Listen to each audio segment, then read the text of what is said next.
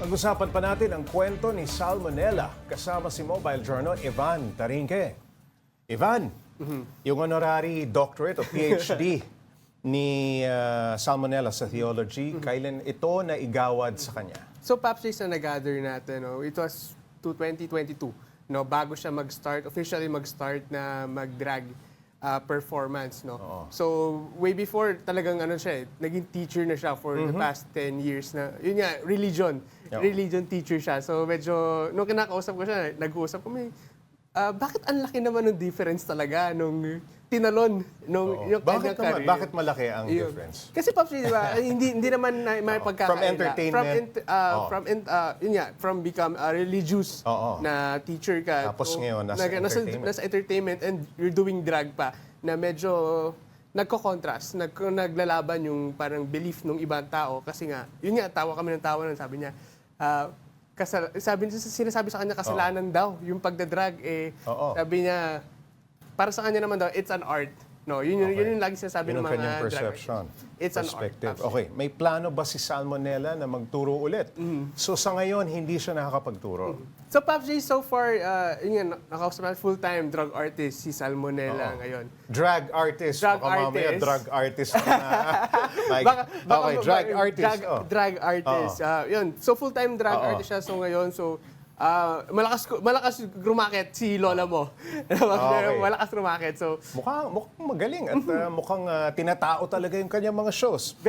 Pops J, nandun ako nung kanilang... Ayan, no? Oh. Very entertaining talaga, Yung, lalo na yung drag community, very entertaining, nakakatuwa panoorin, nakaka-enjoy, Pops J. Ilang taon nang drag performer si Salmonella.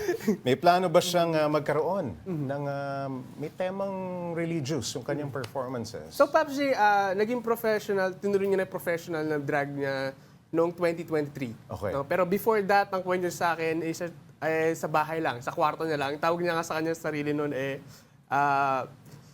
kwarto, they call her, tinatawag niya sarili niya na bedroom queen. Bedroom queen. Kasi dun lang siya nagme-makeup, dun siya nagpa-perform. So, pansarili niya lang talaga, Pops J. Oo. Then, eto nga, noong 2023, saka na siya tumanggap ng mga gigs talaga, So, eto na, out na. Ayan na, medyo malakas talaga makita ng lola mo. Oo. May mga drag artist or performance artist na nagiging kontrobersyal, no? Recently, pinag-usapan at yung iba nga talagang na-criticize pa, no? Ano ang reaksyon ni Salmonella dito? So, Pops J, medyo, ito sa drag community, nakakatuwa kasi lahat sila magkakakilala. Okay. Magkakakilala sila, they're friends with each other, and yun nga, yung community nila very inclusive. So, medyo, nakikita mo yung support system talaga sa community nila. Yung support system, ibang klase. Medyo, yun nga, minsan, pag yung mga performers talaga, usually performers kasi, they took about 5 minutes para mag-perform. Malamang nag-hangout sila, nagko-compare ng notes, di ba? At nag-uusap-usap, nagkakaroon ng forum. Tama ka dyan, Oo. Pops J. Usually, Siguro yung mga issues na napapag-usap, lalong-lalo ngayon ay buwan ng Pride. Oo, Medyo, Pride Month, Pride oo. Month. Pero actually, Pops J, nakakatuwa kasi pag nasa likod sila, nasa makeup room sila, may maririnig mo, nagtatawanan. yung kanilang mga kwentuhan. Yung Ano naman mga pinag-uusapan nila? Hindi pwede Hindi pwede banggitin dito yung usapan kasi Oo. mahirap na. Controversial. At, Pero, Pops J, yun nga. may advocacy ba itong si Salmonella sa kanyang mga performance?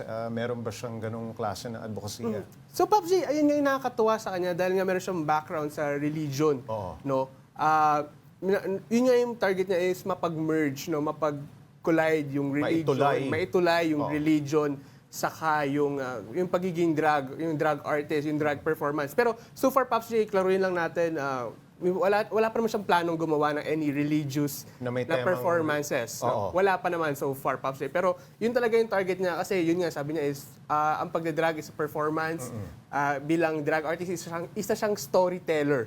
Okay. Yun yung kanyang pinapatuwa, yun yung kanyang tema ngayon, Pops J. At sa konteksto ng entertainment muna sa ngayon.